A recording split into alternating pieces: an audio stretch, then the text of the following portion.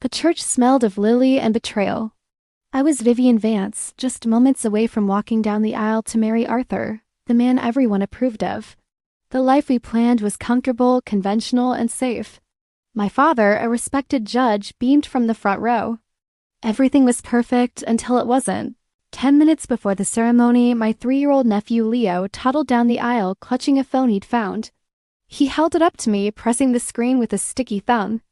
It was Arthur's phone. The screen lit up with a new message from someone named Zara. "Can't wait until he's finally yours. Mrs. Sterling, we'll celebrate after the honeymoon." I froze. Sterling. Arthur's last name was Vance. I tapped the screen, opening the message thread. It was 2 years of conversation.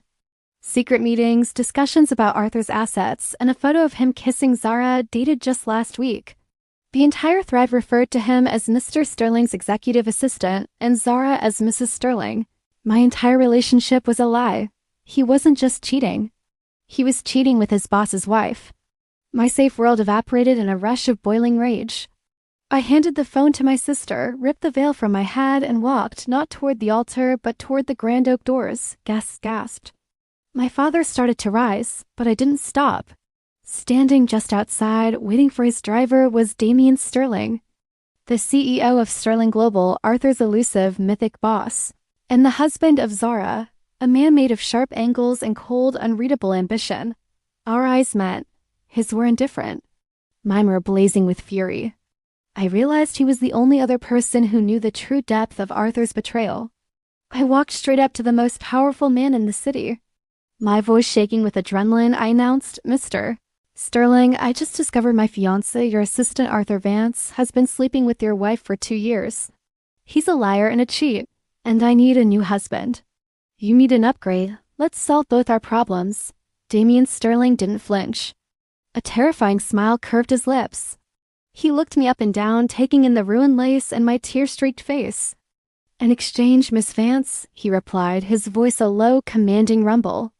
"That's exactly what I'm looking for." He opened the door to his black sedan. "Get in, we have a contract to write."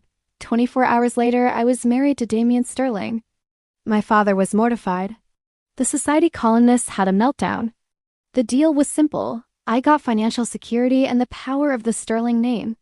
He got a perfectly suitable, publicly humiliated wife whose loyalty was guaranteed by revenge. The public assumed it was a cold, vengeful union. I assumed it was a clean transaction. I was so wrong. Our marriage was immediately tense. Damien was a ghost in our massive home. He was constantly distant, focused on mysterious late-night calls about threat exposure and system breaches. I hated his coldness, but I played the role of the perfect CEO's wife, while finding solace in calls with my nephew Leo. But then I started noticing contradictions. One afternoon, I found a detailed ledger on his office desk. It wasn't about finances. It was a complex log of threats and vulnerabilities linked to a single name, my father, Judge Vance. The log detailed years of extortion attempts and threats aimed at him by a crime syndicate he had angered. My world tilted on its axis. Arthur wasn't cheating with Zara because he loved her. He was being blackmailed. The entire affair was a staged distraction. He'd been pressured to marry me to get access to my father's legal records, but along the way he had fallen for Zara, who was also a victim. The infidelity was real, but the motive was coercion. My sympathy flickered, but then I found the final file. The one labeled Vivian Target X, the file detailed how the syndicate, enraged by Arthur's slow progress, had decided to target me directly. The man at the church who approached me before the ceremony? He wasn't a guest, he was a distraction. The real threat was a sniper positioned across the street. Suddenly, everything about Damien made sense. His ruthless speed in proposing our marriage? He was neutralizing a threat. His constant security audits? He was mapping the perimeter. His unfeeling distance? It was all calculated to make me an unappealing, low-value target in the eyes of the syndicate's surveillance. Then I read the final entry, a handwritten note from Damien himself. The marriage is not a contract. It is a containment protocol. I failed to protect her once.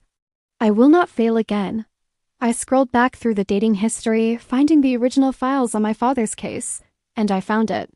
The report on an attempted attack 10 years ago when I was a student. My blood ran cold as I saw the photo of the young man who had rushed in to save me. It wasn't a stranger. It was Damien Sterling. He had been a low-level security analyst who worked the initial case and took on the lifelong responsibility of protecting me. He had been watching over me for 10 years. The wedding day wasn't a coincidence.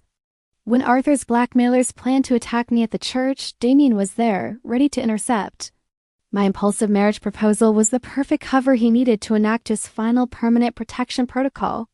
He had endured the humiliation, the rumors, and my own hatred, all because he fell in love with me a decade ago and swore to keep me safe.